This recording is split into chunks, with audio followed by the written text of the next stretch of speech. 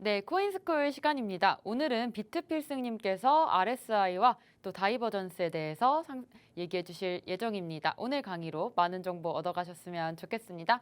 비트필승님 모셔볼게요.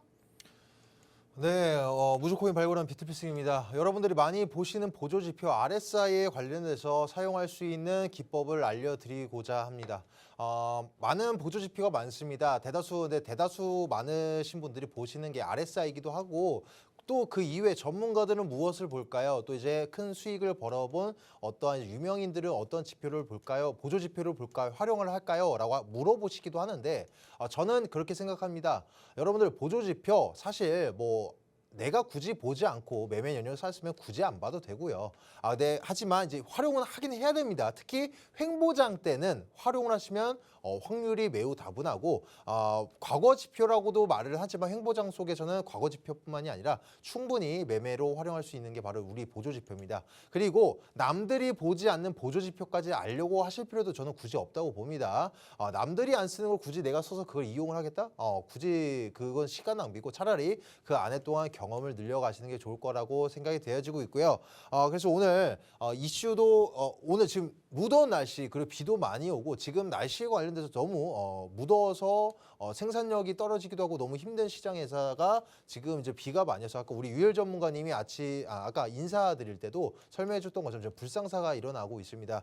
그래서 일단 지금 날씨에도 우리 경제가 영향을 받습니다. 충분히 많이 받으니까 설명을 드려보고자 한다면 일단 지금 뭐 제가 최근 뉴스를 봤을 때는 지금 폭우로 인해서 지금 인명피해 사망자 수가 지금 11명 그리고 실종자 수가 8명으로 제가 접했었는데 일단 지금 이제 이런 인명피해도 있겠지만 거기다 더불어서 우리 이제 보수 작업도 진행을 해야 됩니다. 근데 지금 서울시 같은 경우에 이 수해 방지 예산이 작년보다 896억 원이 예산이 줄어든 상황이다라고 해서 조금 비판을 받기도 하고 있는 상황이 있고 있습니다. 그래서 도대체 이 더운 여름날 어떠한 부분이 우리 경제지표와 연관성을 지어질까 설명을 드려보겠습니다. 일단 저번에도 말씀드렸었는데 이제 영국을 먼저 설명을 드려볼게요. 영국 같은 경우 볕도 잘 안 들죠. 그러니까 햇볕이 잘 안 들다 보니까 비도 많이 내리고 그래서 더위를 모르고 산 나라가 바로 영국이다.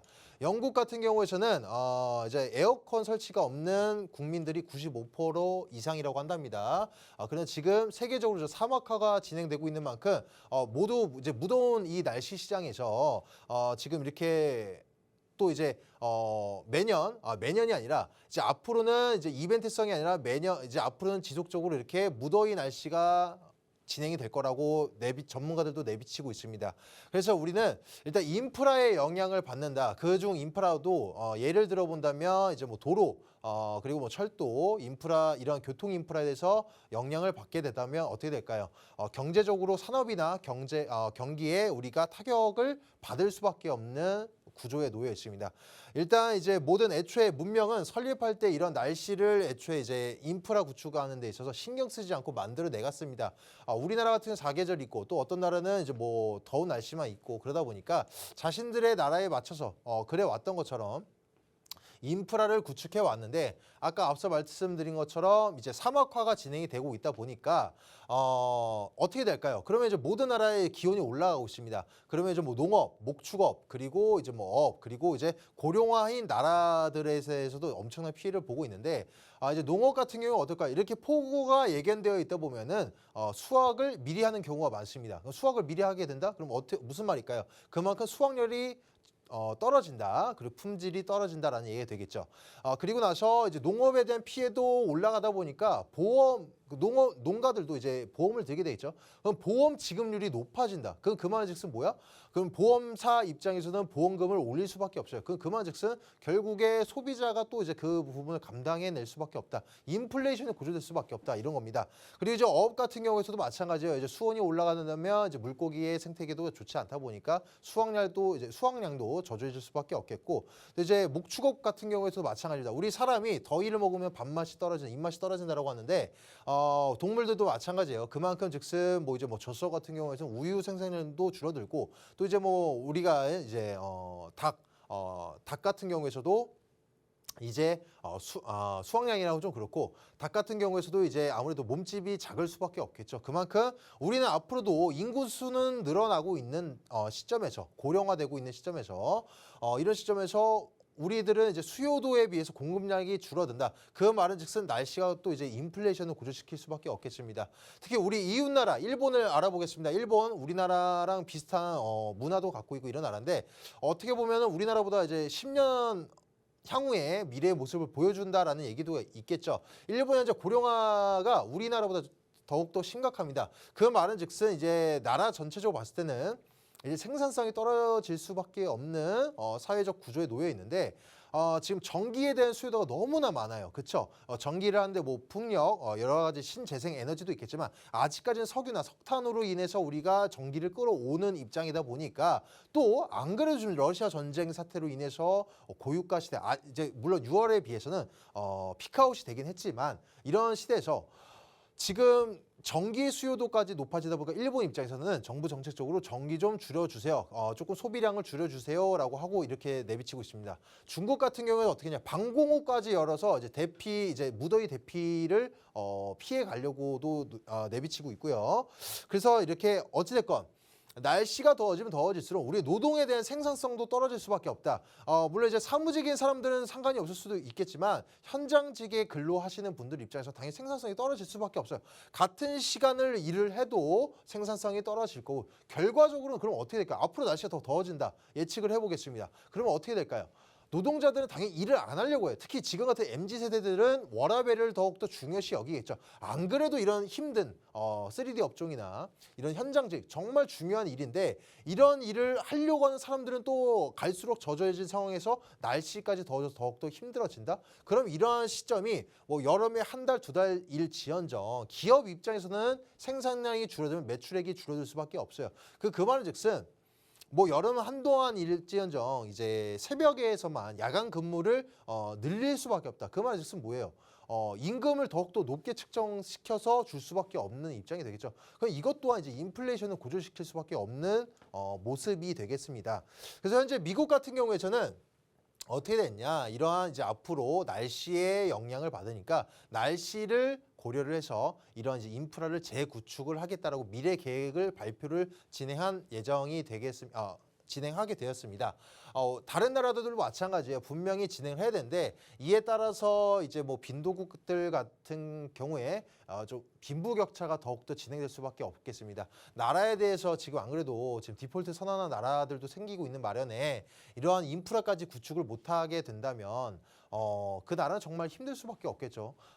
그래서 우리는 뿌린 대로 거둔다라는 걸 꼭 인지하고 계셔야 돼요. 우리는 이제 앞으로 1, 2년 동안 엄청난 큰 변화가 있지 않더라도 지금 같은 모습으로 계속 진행이 된다라고 한다면 뭐 지구 온난화 계속 발생이 된다. 그 말즉슨 우리가 경제에도 계속 영향을 미칠 수밖에 없겠습니다. 그래서 많으신 분들이 신재생 에너지에 관련돼서 넘어가는데 너무 큰 자금이 들어간다, 시간이 들어간다, 고인력이 들어간다라고 외치고는 있지만 우리가 앞으로 계속적으로 우리가 이제 뿌린 만큼 걷어들인다라고 해서 이런 무더위를 기존의 방법대로 계속 해결해 나가려고 한다면 계속적으로 지불해야 되는 금액 수치가 높아질 수밖에 없고 그에 따른 날씨가 더 안 좋을 수밖에 없겠습니다. 그래서 장기적으로 봤을 때는 우리가 신재생 에너지를 넘어가는 시점 꼭 생각할 수밖에 없겠고 그에 따라 뭐 암호화폐도 연결을 지어본다면 뭐 메타버스도 연결이 되겠죠. 굳이 사람들이 활동을 해나가면서 이제 교통에 대해서 이제 뭐 자동차를 타고 다닌다? 어쨌든 그만큼 이제 뭐 매연에 따른 뭐 지구 온난화 발생되는 것처럼 메타버스를 활용한다면 그만큼 우리가 지구를 지켜낼 수 있는 그런 부분도 작용될 것이다 라고 설명드릴 수가 있겠습니다. 자, 넘어가서 오늘은 이제 RSI 보조 지표에 대해서 말씀드리겠습니다. RSI 이제 상대 강도 지수의 줄임말인데 과매도 그리고 과매수를 판단하기 위해 사용하는 보조 지표이다. 다 아시는 내용이에요. 그렇죠? 그래서 일정 기간 동안 전일 대비 상승분 또는 하락분의 평균값을 구하여서 이제 상승분 평균이 크면 과매수고 이제 하락분 평균이 크면 과매도라고 칭하고 있습니다. 그래서 숫자로 얘기를 해드려 본다면 30 이하면 과매도, 70 이상이면 과매수라고 판단을 지어지고 있다. 일반적으로는 이제 30 이하에서 그러니까 이하에서 이상으로 넘어갈 때 과매도 구간에서 이제 다시 안착을 할 때 매수를 진행하고 반대로는 이제 70에서 그 이하로 떨어진 시점에서는 매도를 진행을 한다. 이런 부분 간략한 정의를 설명을 드려봤습니다. 그래서 RSI 간단하게 그냥 RSI가 상대 강도 지수다라고 보시면 여러분들 보조 지표를 가격적인 지표랑 같이 보시다 보면은 같은 흐름대로 가는 걸 보면서 아 이거 쓸모없는 건데라고 하시는 분들이 아마 오늘 충격을 받으실 수 있는 내용이 되지 않을까 생각이 되어지고 있습니다. 일단 RSI를 이용해서 사용할 수 있는 기법은 다이버전스가 되겠습니다. 다이버전스인데 잠시만요. 다이버전스인데 여기 왜 안 나옵니까? 다이버전스. 자, 정의를 말씀을 드려보겠습니다. 가격 지표와 RSI가 반대 방향으로 움직이는 현상을 나타냅니다. 그래서 대체로 가격 지표와 맞물려 움직이거나 고점 갱신 혹은 이제 저점 갱신한 이 저점에서 RSI는 갱신하지 못하는 이런 경우를 다이버전스라고 표현을 하고 있는데 다이버전스, 자 상승 다이버전스도 있고 하락 다이버전스도 있습니다. 제가 친절하게 너무나도 쉽게 그림을 그려놨는데 위에 있는 게 이제 가격적인 흐름, 그리고 밑에가 이제 RSI 지표가 되겠습니다. 자, 가격 시점을 어떻게 하냐? 계단식으로 하락하다가 반등을 주고 있고 RSI도 마찬가지로 계단식으로 움직이고 있는데 이 부분이 지금 다릅니다. 그렇죠? 여기서는 비교를 해봤을 때 여기가 더 가격적인 지표는 더 떨어졌는데도 불구하고 반등 주는 시점이 더 떨어졌는데도 불구하고 RSI 같은 경우에서는 이 구간에서 오히려 올라갔다. 이걸 바로 이제 상승 다이버전스라고 합니다. 그래서 이 이후에 여기서부터가 아니라 이 이후에 올라갈 가능성이 다분하다라는 얘기가 되겠습니다. 그래서 반대로 아까 하락 다이버전스 있다라고 했죠. 이거는 반대로 접목시키시면 되겠습니다. 이제 가격적인 지표 같은 경우에서는 지금 고점을 넘어서지 그러니까 고점과 고점을 봤을 때 이 부근에서는 올라와 줬는데 가격 지표는 올라와 줬는데 여러분들 이러시잖아요. 가격 좀 올랐는데 야 이거 한 번 더 3파 나오는 거 아닐까 혹은 고점 매물대까지 동반해서 이거 미친 듯한 엄청난 큰 상승 나올 수도 있을 것 같은데 그래서 무지성으로 고리스크다 남자는 야수성을 갖고 들어가겠다라고 하시겠는데 그럴 때 여러분들 판단력을 조금 더 객관적으로 만들어줄 수 있는 게 바로 이 RSI다. RSI를 보니까 이 고점 가격적인 지표의 고점 부근에서 오히려 떨어졌다. 이의 말은즉슨 이 이후에 가격적인 흐름은 적어도 이제 스윙적인 관점으로는 혹은 단기적인 관점으로 봤을 때 다 다르겠지만 매물대 다르겠지만 하락 다이버전스라고 해서 하락할 추세가 확률이 더욱더 높다. 이게 바로 하락 다이버전스가 되겠습니다. 매우 쉽습니다. 그래서 실질적인 차트를 보면서 설명을 드려본다면 우리 상승 다이버전스 실질적 차트 보니까 캔들 모양을 보니까 너무 눈이 아파요. 뭔지도 모르겠습니다라고 하시지만 밑에 RSI를 보겠습니다. 지금 가격적인 지표는 떨어지고 있죠. 그렇죠? 추세선을 보세요. 이 빨간 추세선까지 제가 친절히 그어놔드렸는데 여기서 고점에서 떨어지고 있습니다. 근데 우리 RSI를 보니까 어떻게? 반대로 올라가고 있다 이겁니다. 그렇죠? 이 말은 즉슨 뭐야? 추에 올라가겠구나. 근데 이러신 분들이 있습니다. 나는 이게 상승 다이버전스라서 배워서 들어갔는데 횡보를 보여주네. 그 다음에 오히려 하락한데 상승 다이버전스 아니구나라고 하실 수도 있겠지만 물론 더욱더 중요한 건 항상 제가 가장 중요하다는 이 매물대 밑에 있는 매물대를 보셔야겠지만 이후에 추후에 이 추세가 전환되는 시점에서 다시 오히려 그 반등을 주고 있는 모양을 보여준다. 이것이 바로 우리가 상승 다이버전스를 이용하시면서 안정적인 매매를 진행할 수 있는 방법이 되겠습니다. 반대로는 하락 다이버전스가 되겠습니다. 하락 다이버전스는 언제 활용을 할까요? 우리가 이제 고점인가 혹은 여러분들이 단타를 여기서 여러 번 진행하면서 수익 보고 나오고 다시 저점 매수해서 수익 보고 나오고 상승 추세를 따라서 매매를 진행하고 계시는데 도대체 어디가 고점인지 모르겠습니다. 혹은 이런 분들도 있어요. 여기서 뭐 단타성 스캘핑 단타를 접근하시다가 2번 정도 수익을 냈는데 한 번 더 상승 나올까? 아니야 위험하다 매매하지 말자 진행했는데 한 번 더 상승이 나오니까 얘는 계속적으로 한 번 더, 뭐 2번 정도 더 진행될 수 있을 것 같아. 그래서 나는 여기서 한번 잡아보겠어라고 했는데 결과적으로는 미친 듯이 빠지고 있습니다. 그렇죠? 그래서 이러한 페이크성 혹은 이제 우리가 고리스크에 당하지 않으려고 하신다면 이런 하락 다이버전스, 우리 RSI를 보시게 되면은 이런 고점 부근에서 상승 추세의 고점 부근들에서 어떻게 작용됐나요? 오히려 빠지고 있습니다. 그렇죠? 여기까지 빠지고 있습니다. 하락 추세를 모습을 보여주고 있어요. 우리 RSI는 이거 봤을 때는 하락 다이버전스다라고 해서 우리는 향후에 단기적이 될지 수익적 관점이 될지 모르더라도 분명히 하락 추세를 강하게 진행될 가능성이 크다. 항상 2가지 중 하나가 되겠습니다. 가격적인 지표로 강력한 하방이 나오거나 혹은 긴 시간 동안의 하락 추세가 진행될 수 있다는 점, 이거를 이제 하락 다이버전스로 우리가 매매에 활용하실 수가 있다라고 설명드릴 수가 있겠습니다. 그래서 제가 오늘 이따가 오후 1시 반에 설명드릴 수 있는 박스권 매매를 설명드려 보려고 해요. 그래서 박스권 매매라고 해서 단순히 가격적인 지표만 이 안에서 놀아나는 걸 보는 것이 아니라 첫 번째, 일단 가장 중요한 우리는 비트코인을 봐야 되겠죠. 비트를 봐야 된다. 비트의 횡보셀, 박스권이 어디가 강력한 지지대고 어디가 강력한 저항대 라인인지 설정을 해보시면서 이 안에서 충분히 이제 스윙적인 관점을 노려보실 수 있다. 스윙. 그리고 어떤 게 또 있을까요? 단타성. 이 안에 또 짧게 쪼개서 이 안에서 이 흐름을 읽으실 줄 안다라고 한다면 우리는 단타성으로도 충분히 수익을 낼 수가 있다.